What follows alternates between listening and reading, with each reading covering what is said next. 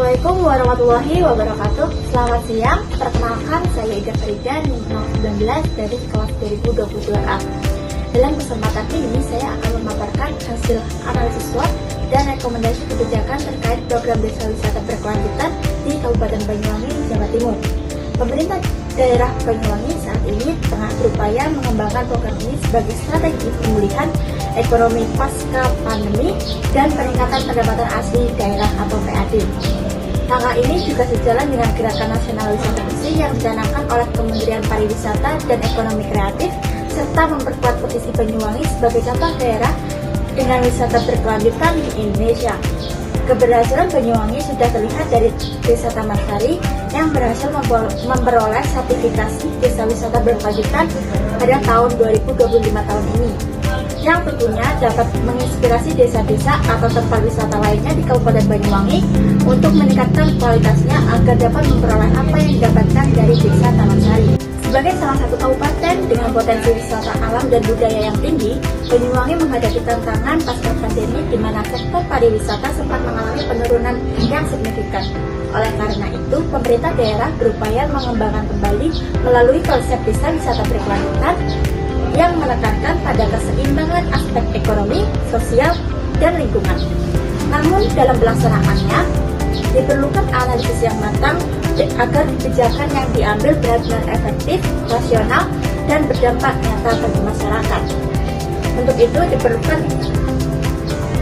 Untuk itu perlu digunakan analisis SWOT, yaitu analisis terhadap faktor internal berupa kekuatan dan kelemahan, serta faktor eksternal berupa peluang dan ancaman. Dari hasil analisis, terdapat dua alternatif kebijakan yang akan dikaji.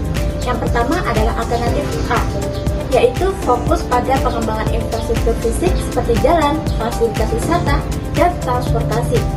Dan alternatif B yaitu fokus pada penguatan kapasitas masyarakat lokal melalui pelatihan manajemen wisata, promosi digital, serta kemitraan dengan UMKM.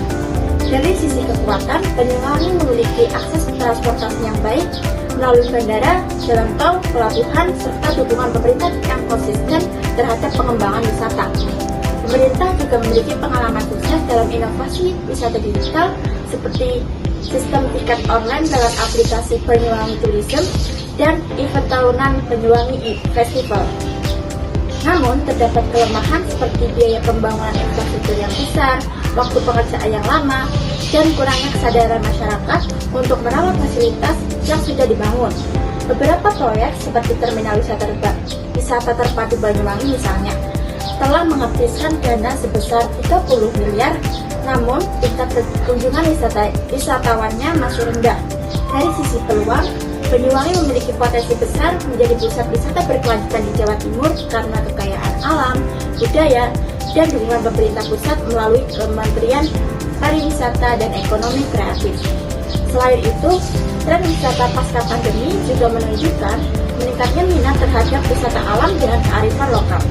Sementara itu, ancaman konkret yang perlu diwaspadai meliputi hilangnya nilai budaya lokal akibat komersialisasi pariwisata serta potensi ketergantungan masyarakat pada bantuan pemerintah dan lembaga eksternal. Berdasarkan analisis SWOT, alternatif B yaitu penguatan kapasitas masyarakat lokal menjadi pilihan kebijakan yang paling layak dan efektif untuk diimplementasikan. Secara akademis, pendekatan ini sejalan dengan teori pembangunan partisipatif dan prinsip good governance, di mana masyarakat bukan hanya menjadi objek, tetapi juga menjadi subjek pembangunan. Dengan pelatihan, edukasi, dan dukungan promosi digital, masyarakat desa dapat mandiri dalam mengelola potensi wisata tanpa harus selalu bergantung pada pemerintah. Secara praktis, strategi ini juga lebih efisien karena tidak memerlukan investasi besar seperti halnya pembangunan infrastruktur fisik. Dengan demikian, kebijakan ini tetap memiliki tantangan. Untuk menjaga hilangnya budaya lokal, perlu dilakukan pelatihan dan pendampingan bagi masyarakat agar mereka memahami pentingnya menjaga identitas budaya di tengah pengembangan wisata. Sementara itu, untuk menghindari ketergantungan pada bantuan pemerintah, perlu dibangun sistem kemitraan yang sehat antara pemerintah, pelaku usaha, dan masyarakat lokal sehingga setiap pihak memiliki peran dan tanggung jawab yang seimbang. Dari analisis ini dapat disimpulkan bahwa penerapan metode SWOT, Strength, Weakness, Opportunity, dan Threats membantu pemerintah daerah Banyuwangi dalam mengambil keputusan secara rasional, transparan, dan partisipatif. Proses identifikasi kekuatan, kelemahan, peluang, dan ancaman membuat kebijakan yang dihasilkan menjadi lebih realistis, terukur, dan berorientasi pada kebutuhan masyarakat. Program Desa Wisata Berkelanjutan di Banyuwangi bukan sekedar pembangunan fisik, tetapi juga pembangunan manusia. Ketika masyarakat lokal diberdayakan, maka keberlanjutan ekonomi, sosial, dan lingkungan dapat tercapai secara seimbang.